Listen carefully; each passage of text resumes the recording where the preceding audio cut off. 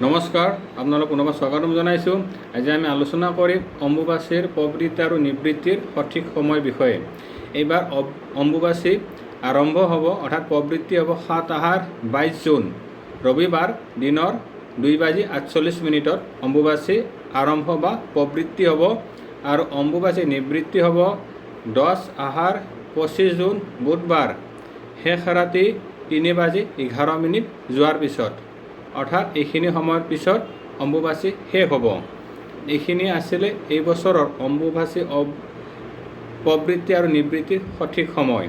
এই সময়খিনিৰ ভিতৰত আমি সাধাৰণতে মা কামাখ্যা দেৱীক প্ৰাৰ্থনা কৰিব লাগে আৰু কামাখ্যা নীলাচল পাহাৰত মাৰ মহামেলা অনুষ্ঠিত হয় আৰু মাক প্ৰাৰ্থনা কৰিলে আমাৰ মনৰ আশা নিশ্চয় পূৰণ হয়।